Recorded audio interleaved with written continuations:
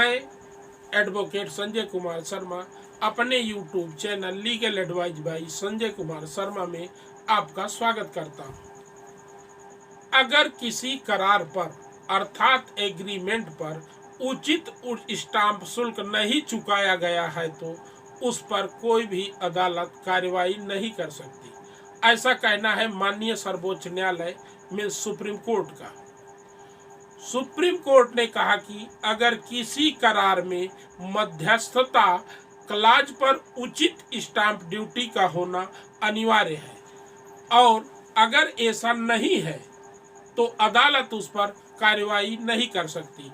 इस मामले में करार से जुड़े एक पक्ष ने मध्यस्थता अधिनियम की धारा 11(6) के तहत कर्नाटक हाई कोर्ट के समक्ष एक याचिका योजित की।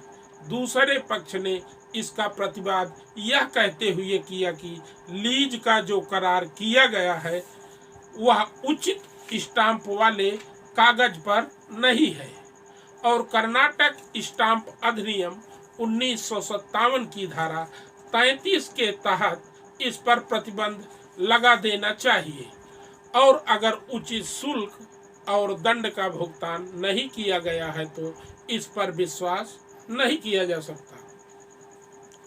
हालांकि हाईकोर्ट ने अधिनियम की धारा 11 की उपधारा 6 के तहत अपने अधिकारों का उपयोग करते हुए पक्षकारों के बीच विवाद को हल करने के लिए मध्यस्थ की नियुक्ति कर दी, एक मीडिएटर रख दिया। सर्वोच्च न्यायालय के मुख्य न्यायाधीश S.A. Bobde, justice B.R. Gavai, justice Suryakant की पीठ ने कहा कि लीज करार को न तो पंजीकृत किया गया है और न ही उस पर कर्नाटक स्टाम्प अधिनियम 1957 के तहत उचित स्टाम्प ही लगा है।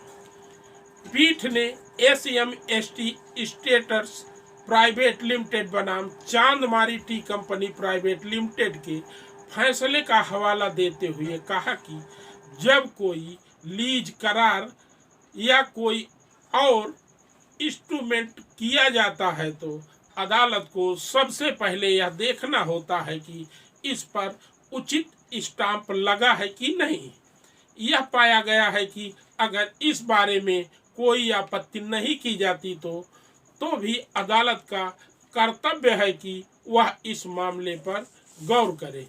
यह भी कहा गया है कि अगर अदालत यह कहती है कि करार पर उचित स्टाम्प नहीं है तो इस पर प्रतिबंध लगा दिया जाना चाहिए और स्टाम्प अधिनियम की धारा 38 के तहत इस पर कार्रवाई होनी चाहिए। अदालत की इस तरह के दस्तावेज पर मध्यस्थता के क्लॉज पर गौर नहीं कर सकता। अगर शेष स्टाम्प की राशि और इस पर लगाने वाले जुर्माने की राशि और स्टाम्प अधिनियम धारा 1899 की धारा 35 और 40 के तहत चुका दी जाती है तो इस दस्तावेज पर गौर किया जा सकता है। यह कहने की जरूरत नहीं कि अदालत जिस प्रावधान पर गौर नहीं कर पाई है वह कर्नाटक स्टाम्प अधिनियम की धारा 33 और 34 के अनुरूप है। धारा 11 के तहत आवेदन को अस्वीकार करते हुए पीठ ने कहा कि दस्तावेज पर उचित स्टाम्प नहीं लगा था। यद्यपि